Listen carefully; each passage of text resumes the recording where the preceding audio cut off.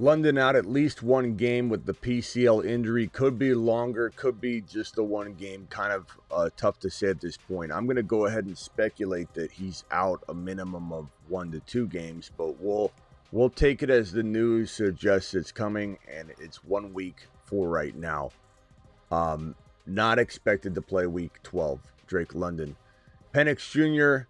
likely out for the year. There's still some technicalities and some checking with doctors, but on injured reserve will miss the next 4 weeks at least, but probably done for the year as he re-aggravated a bone bruise and suffered some ACL damage.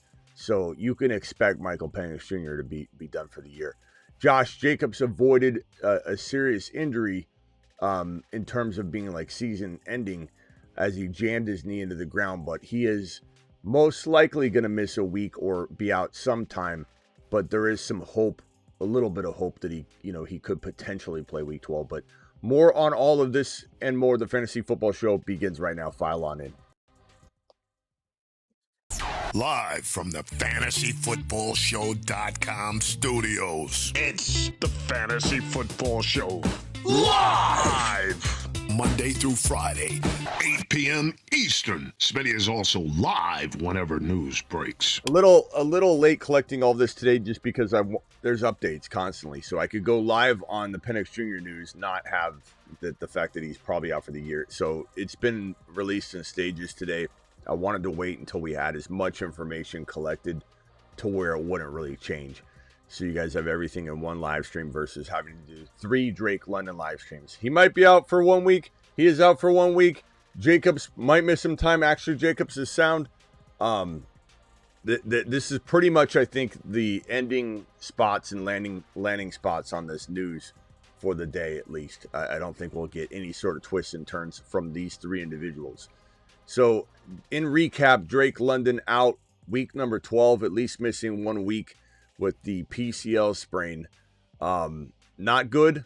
This offense, I mean, I think the greater question here is Bijan. I know a lot of you are worried about Drake London, and rightfully so. Drake London goes down in value. Stock on decline. Even when he returns, he goes down in value. I'm sorry to tell you. We can't have nice things in fantasy football. We can't. But he goes down in value. There's no way Drake London benefits from Kirk Cousins going into the lineup. So even upon his return, which will at least be a 1 week absence, but if he does come back after a 1 week absence, he's got Kirk Cousins, Kirko, throwing him the ball or not throwing him the ball. So Drake London, stock on decline, not a top 5 wide receiver moving forward. He can't be. He kind of was inconsistently top 5, top 8, top 5, top 10, he was bouncing all over the place anyway, but now the touchdown opportunities just aren't going to be there for him. And the targets probably won't be there for him. Kirk can't move the football down the field. I'm not saying Kirk is incompetent. I'm not saying Kirk is like the worst quarterback in the league right now. That might be J.J. McCarthy. But it's definitely going to be a tough road for Drake London owners moving forward because they're navigating this injury that's keeping him out right now at least 1 game, probably longer. Why are they going to rush him back? If his knee's going to be in jeopardy at all and they're looking at a nothing burger season, they're probably going to slow roll Drake London back out. And I wouldn't be surprised if this got a lot uglier on the Drake London side. But right now it's being told that we're looking at one week and then play it from there. Penix Jr. out for the entire season, almost certainly. He's got damage to his ACL. He re-aggravated a bone bruise that he had going on weeks ago. And so the knee needs to heal. Like, this guy's had now 8 season-ending surgeries, or season-ending injuries, rather. 8 season-ending injuries. That is insane. And most of them occurred in college, obviously. And the reason for that was mostly knee injuries. And he escaped injuries the last 2 years. That's why he played in college so long, to prove that he could stay healthy, and he did. And he stayed healthy, this year, but he's been getting clobbered. He's got his bad game script dialed up for him every single week. His coaching staff's not doing him any favors. I'm not saying Penix Jr. is going to succeed now. He might be set up to fail. I'm not saying he's a bust. I'm not saying that at all. But right now, he's not set up to succeed. and it's been showing on the field. Bad play calling. This team is up one moment, down the next moment. We said it last night during the beginning of the game that the Detroit Lions have a little hint of this. Well, they'll get in Falcon mode, where it's like they're great, they're amazing, they're the team to beat. Oh my God, this is the NFC champion. We can tell. Look at, they're unstoppable. And then they turn into the Falcons for a minute, but a lesser version, a very less frequent version of that. But the Falcons are like this. 1 minute Drake London's a top 5 wide receiver. The next minute he's not. Now Penix Jr. is out for the year. What's that going to mean? Now, the bigger question and concern I think we all should have right now is how does all of this impact the number one running back in the National Football League, which is Bijan Robinson. From a talent perspective, he's clearly the number one rusher in the league. The concern here is that, yeah, okay, first of all, Smitty, they're going to lean on the run. This is good. He'll get more work. Maybe he will get more work. But guess who's stacking the box against Bijan week in and week out? Opposing defenses. So while the volume could go up, the efficiency could go down. While the workload goes up, the stacked boxes increase, the more defenders are trying to hit him, the injury risk goes up. The injury risk goes up, the efficiency goes down, the volume could go up, the touchdown frequency will go down. He'll have to break longer runs. This is why he didn't break long runs last year, though, is because he didn't have a QB that commanded respect on the other side of the football. So Bijan was one of the worst running backs in the league last year in 2024 with breakaway runs. He didn't have breakaway runs. He didn't have 20-plus yard runs. He didn't at all because he had too many players stacking the box trying to take him down. He had to run through an entire gauntlet of defenders in order to even get to a 15, 20-yard point in a run.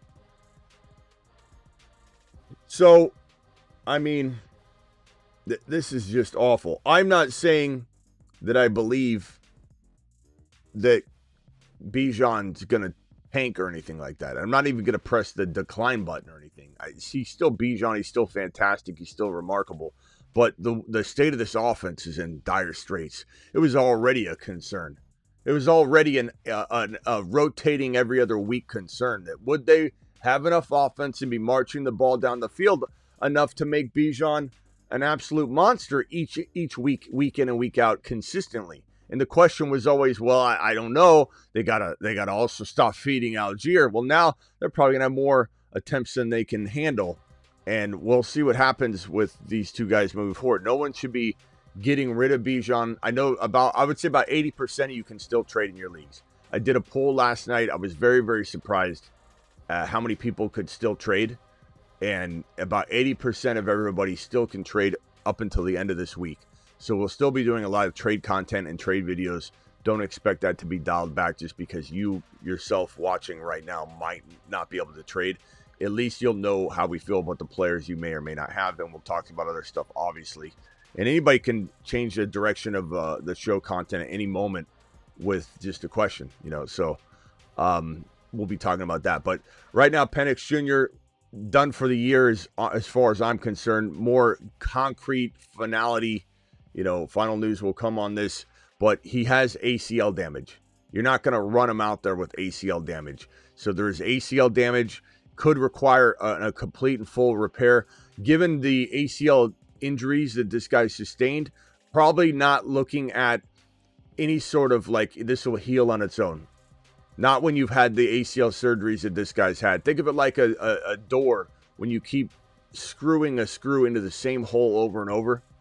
Like you can't just say, oh, well, let me just screw the screw's loose. Let me just screw the screw back in. That thing is stripped to kingdom come. There's likely no way that his knee has any ability to heal on its own, or, oh, he's got minor ACL damage, he'll be fine. No, his knees need that tightness because he's endured more knee injuries than most quarterbacks, 5, 6, 7 injured quarterbacks combined that have had knee injuries. This guy is a gauntlet of knee injuries. He will most certainly need some sort of reconstruction. It's not guaranteed. That's what we're waiting on. But My guess is it depends on the ACL damage. If the ACL damage is very minor and it didn't stretch out the ACL is responsible for keeping that knee joint tight. And when you've got as many knee injuries as he has, you can't have any lax in that ACL so that that knee joint is tight and loose. Otherwise, he's going to grind down all the meniscus. He's going to have all kinds of degenerative problems and arthritis in his knee immediately because of all the knee injuries and trauma he suffered. He needs a tight knee joint. And so if that ACL is damaged at all, stretched at all, and it's loose, they can't have that in this guy's knee. He could choose not to have it and then has quick onsetting arthritis. I mean, that's certainly an option. And so that's why you can't say for certain he's having surgery, but ACL damage is not good. ACL damage is not good. This Falcons offense is not in a good spot. And why would they rush Drake London back? I don't know how this is going to go for Drake London owners. Doesn't feel good. Doesn't feel like the Falcons are in any sort of good positioning at all to be rushing a guy like Drake London back from an injury that is also very, very serious, but he avoided, catastrophic season-ending knee injury. The PCL is accompanying the ACL in the middle of the knee. I've got my knee model here somewhere. Here it is. Both are in the middle of the knee. You can't see them because they're in the middle, but on the back of the model, they have it cut so that you can see the back of the knee. They cross each other, the ACL and the PCL. Now, the PCL is very, very hard to tear. You usually do not snap it in half. The ACL is smaller. They're both taut ligaments to a degree, like I said, responsible for keeping that knee joint tight.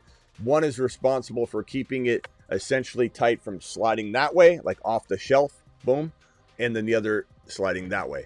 They do test your knee joint like this for your ACL to see if your ACL, like if you're sitting on the table, right, and you see that the doctor pull the knee up.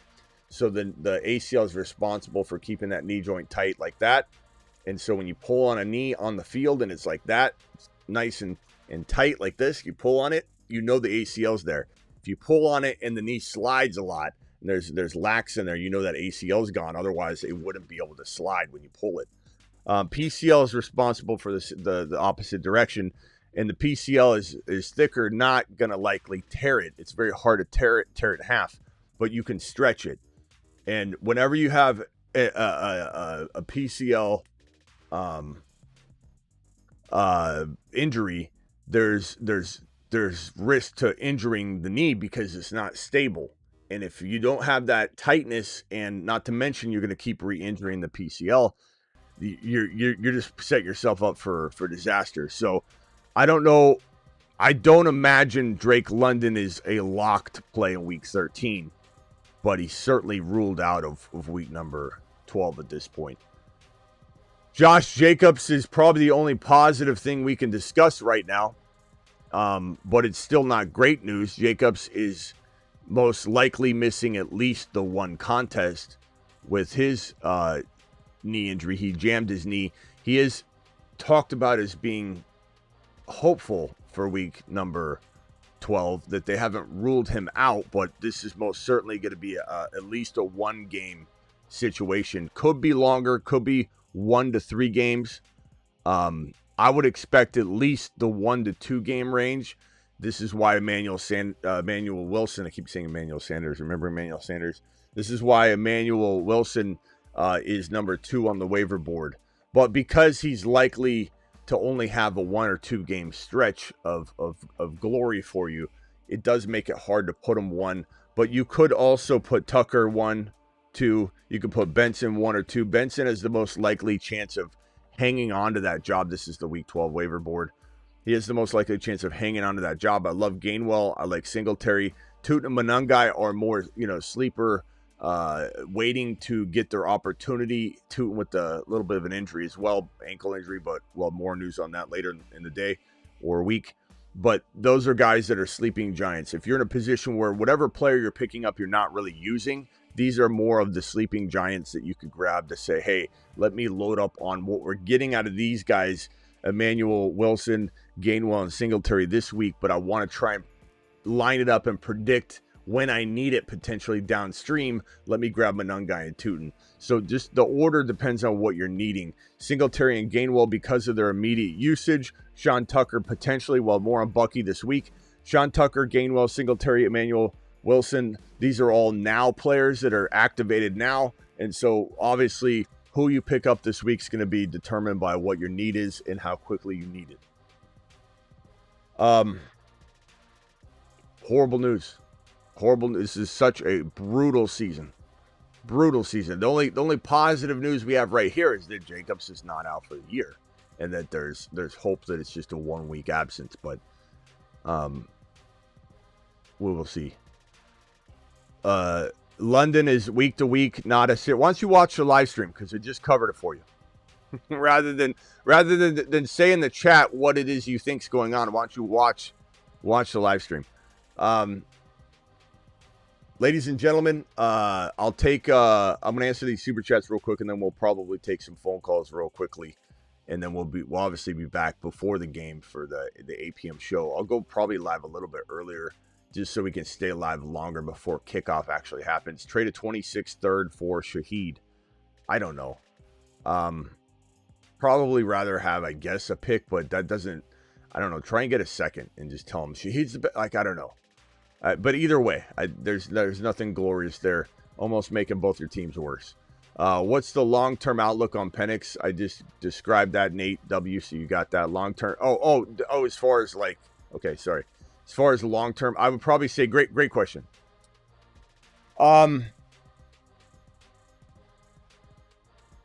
Here's the thing this is the brutal truth.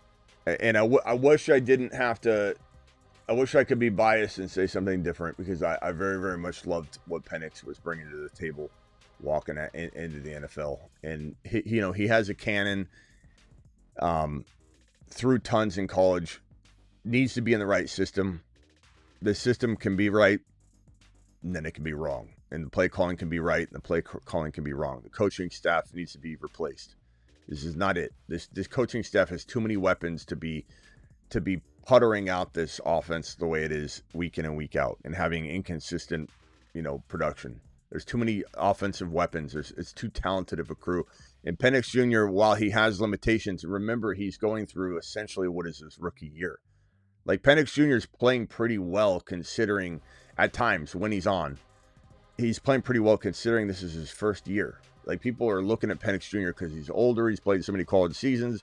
And he played 3 games last year. They're thinking, oh, this is a guy that we can judge fully as he is right now. This is the best he'll be, his peak performance. He'll never get better. He can't get better. Don't expect him to get better. Don't allow any wiggle room to get better. It's kind of an unfair assessment when we're looking at other rookie first-year playing quarterbacks, rather, and saying, okay, they can get better. There's time to improve here.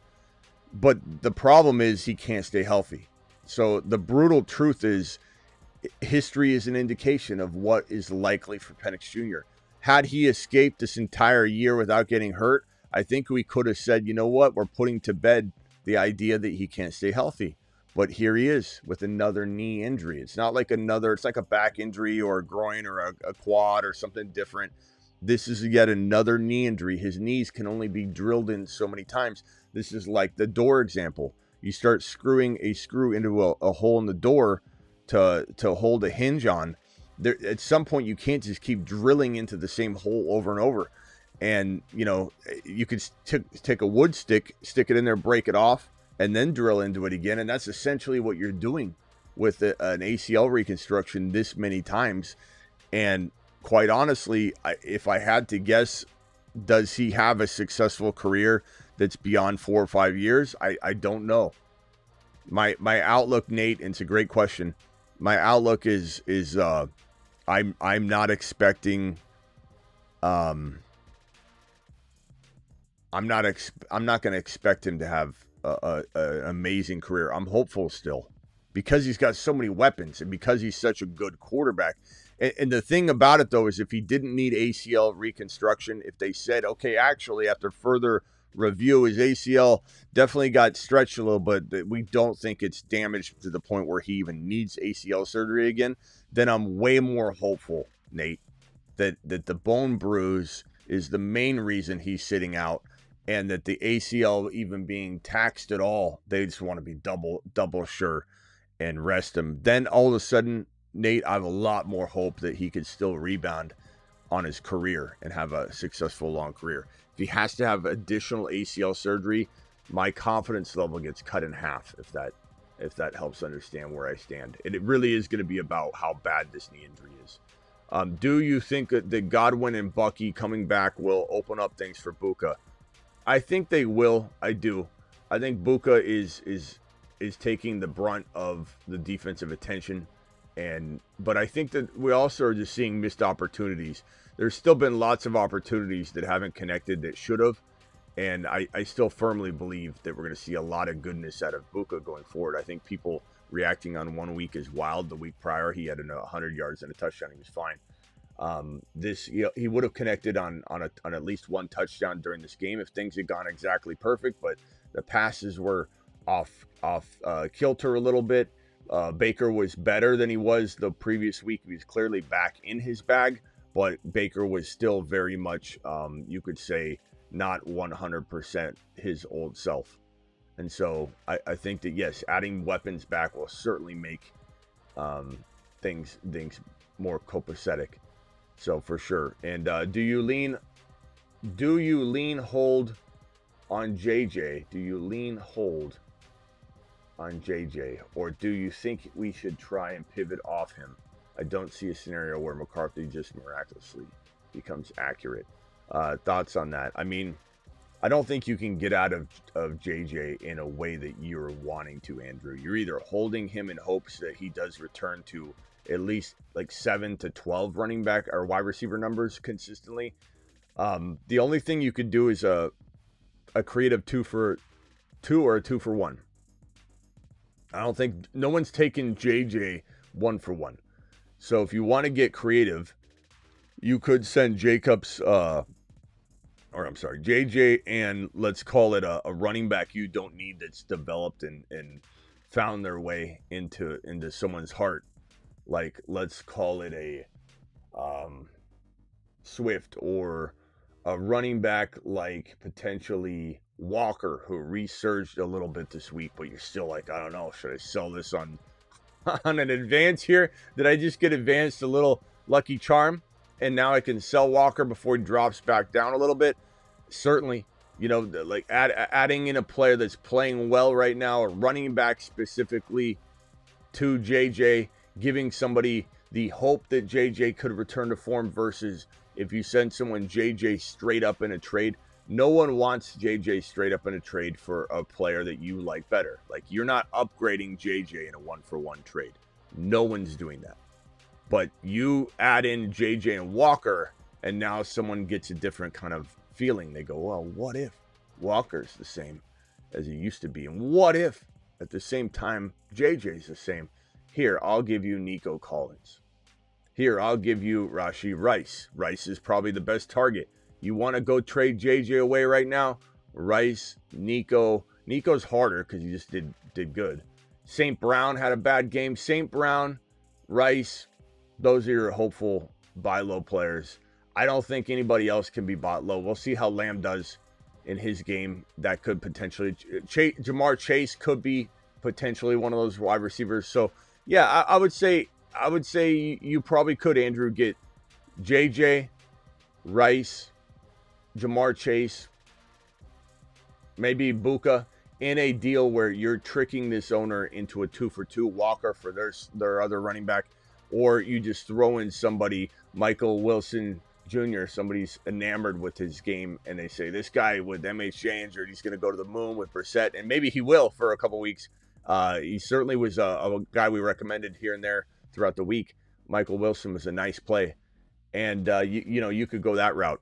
Michael Wilson, where's he on the waiver board? We need to put him higher. Why is he not on this board higher?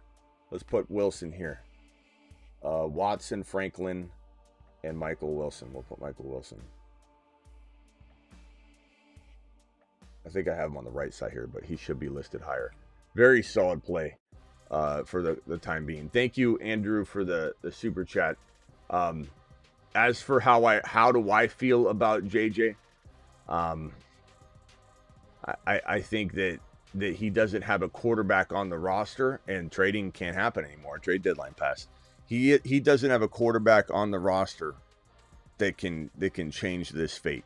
which is a fate that lives outside wide receiver 7. Could he be wide receiver 8, 9, 10, 11 all year long? It's possible. Is he playing like that now? No. Has he played like that at all this year? No. Would I buy JJ at a very cheap price in Dynasty? Hell yes. Do I think he's a top 5 wide receiver in Dynasty? Hell yes.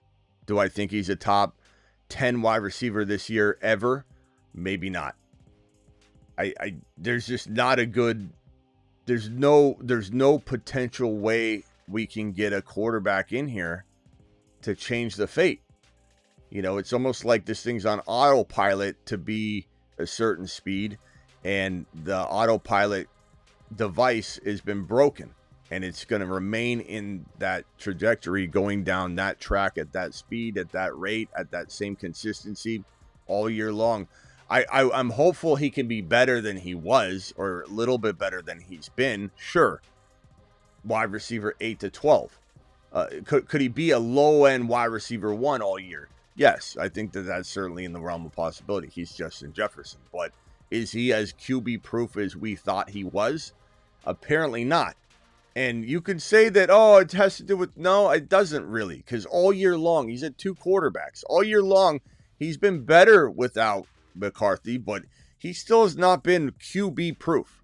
I'm not saying he can't regain QB-proof status eventually, but we've been pretty tested here that this is not necessarily the most QB-proof wide receiver. Doesn't mean he's not amazing. Doesn't mean he's not a top 5 wide receiver when you give him a competent quarterback. But there have been wide receivers that have survived these types of situations, and he's not. He's not surviving it. Doesn't mean we don't love him. Doesn't mean he's not top 5 dynasty wide receiver. But right now, he can't function at even remotely close to the same capacity without a quarterback. Now, Grippy, you make a good point. I've actually brought this counterpoint up on my own, my own touche. I basically, is McCarthy treated like a rookie too? Can we look at him like Penix Jr.? Yeah. But the problem is Penix Jr.'s looked really decent for spots in the year, and he's looked really bad in other spots. But McCarthy hasn't really done that. He's done that in a quarter. He's had a good quarter, maybe a good 2 quarters at a time. But McCarthy, being essentially a rookie, even though this is his 2nd year, like Penix Jr., we got to be careful not to completely write him off. The problem is he's playing so bad, he's not playing himself into a second chance next year. Like, this Vikings team is not going to start him next year. The Falcons will start Penix Jr. if they can't get a better quarterback in play. They will roll with Penix Jr. They still feel like Penix Jr. is their future. The problem with McCarthy is he hasn't played well at all. That this team's not going to bank on him. They barely banked on him. They didn't even want to bank on him walking into the season. They wouldn't commit to him. This is what we talked about over and over in the offseason, that they did not announce that he was the starter. They did not fully commit to him. So, I don't know. Yeah, I mean, someone in the chat asking the Wolf saying Tua over Penix Jr. and J9. I don't know. I guess you could say they're all in the same boat. I don't know. I don't know if Tua is better than J9. Might be. I think he is. Now, could that change? Maybe. Could J9 go somewhere else? Could J9 go somewhere else and be revived? Maybe.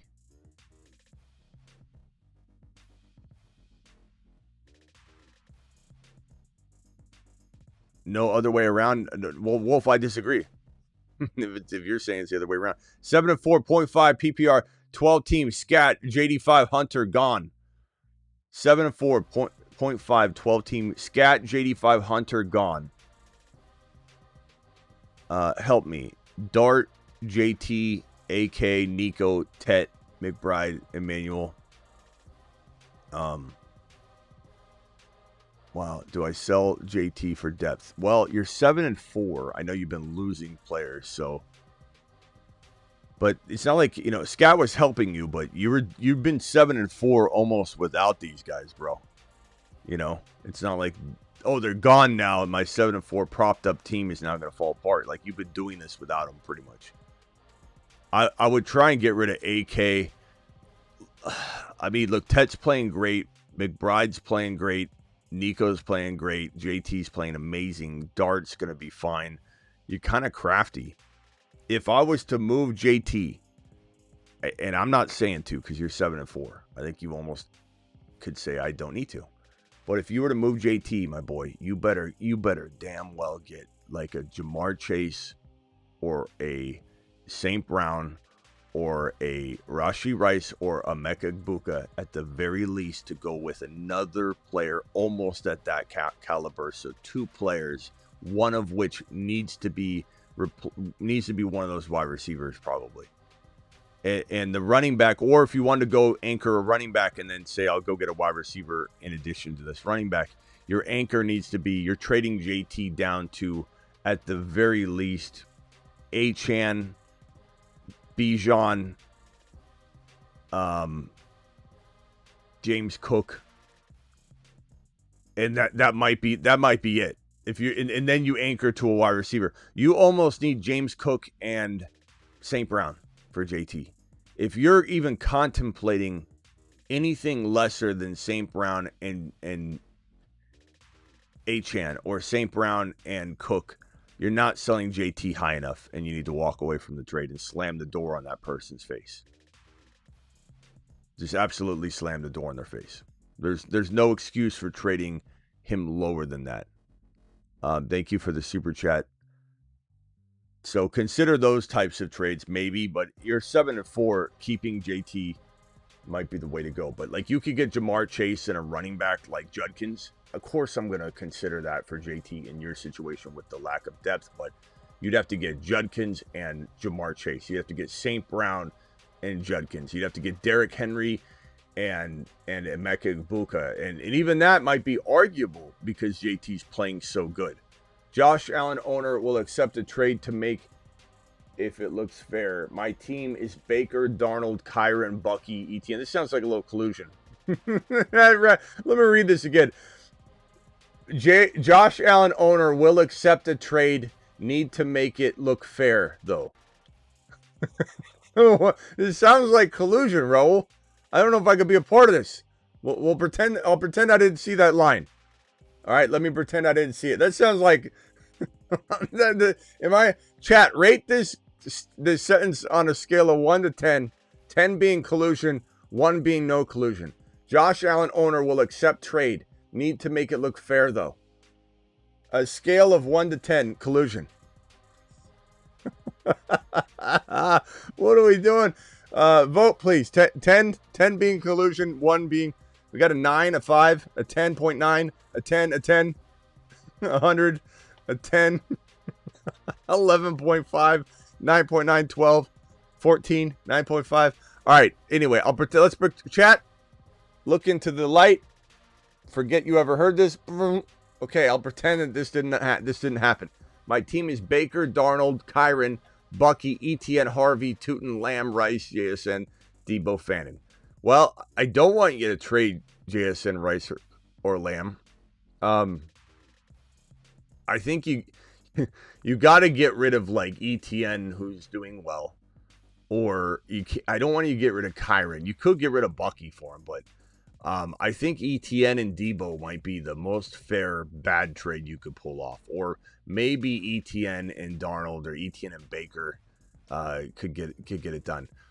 Is there a way to do it without giving up a stud? I mean, not really, bro. If you want this thing to pass, I mean, Darnold and Debo is not getting it done. Darnold and Debo, you got to get rid of ETN or Bucky. I wouldn't get rid of Kyron. So if it's Bucky and Baker, you could do that. I mean, there's some pros and cons to that, though. What if Bucky comes back on a tear? So I would say ETN is the most likely player to be tradable where you're not regretting it because Josh Allen's delivering such glory that you're like, I don't care. So ETN, Debo, and Baker is a pretty fair concocted trade that may not get vetoed. Hey, do it. I hear you. Is MHJ and Jennings a realistic trade for London? MHJ and Jennings. Yeah, yeah, sure. I mean, how can you veto that? How can you, as a commissioner or a body of 11 other individuals in your league, come together and collectively say, you can't trade for injured Drake London with no Penix Jr.? You know, what's Drake London now with Kirko? We've already said no matter what, when Drake London comes back, what is he? Is he a wide receiver too? I'm not saying I don't go get London in the most ideal scenario where it's low risk or take a gamble. Like maybe London's still a low-end wide receiver 1. I'm not saying I don't hope for that. But, I mean, we are definitely looking at London on decline. On decline. He doesn't have his penicillin anymore. This season is trash. I mean, we just can't have nice things, ladies and gentlemen. I mean, you look at the top. I'll pull up the ADP data. This is crazy. We're going to do a video on this, so I don't want to go into too much detail on this because it's going to be quite a entertaining but depressing video at the same time. But it's going to give a lot of you, I want to say, like some peace of mind in a way to see how this is gone. Because it's not, you know, people like to blame themselves or others for injuries in their season. But this is going to be a little bit of like solace for you when you break this down. Let me see if I can put this on the screen now. This is 1 through 24, and then I'm going to put another graphic up 1 through, or then 25 through 50 roughly. And look, JSN was the steal of the draft. 25 through 50. I think JSN was the steal of the draft when looking at this. This is crazy. All right, here are the top 50 ADP from August. Top 50 ADP from August. This is crazy. And let me put that on screen so we don't have someone walking into the stream and saying, what Smitty's rankings are. These are awful. What are these rankings? This is late August ADP. And let me change the background color of this real quick. Hold on. Okay, so late August ADP. And we're just going to go through real quickly and say who is a bust. We've got let me grab this here. This is crazy. Look at how bad this is. Let me see if I can edit this real quick. Okay. Let's put an X by anybody that's a bust. And it doesn't matter if they got injured. They're a bust. If you drafted somebody and they didn't deliver, they're a bust. Plain and simple. So we got Jamar Chase. Guys, vote in the chat. Put the name, because we're going to be behind. Everyone's going to be throwing X's out, and we're not going to know which player we're talking about. Especially sometimes people are watching like 10-second delay on the live. Write the name and then a bust or an X, the name and a check mark, or the name and you could say something like neither bust or whatever. But is Jamar Chase a bust at 1.1?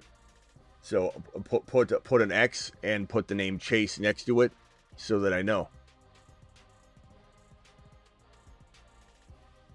And not to mention, Jamar Chase may be suspended a game. We don't know because of the spitting incident. For those that don't know, Chase, it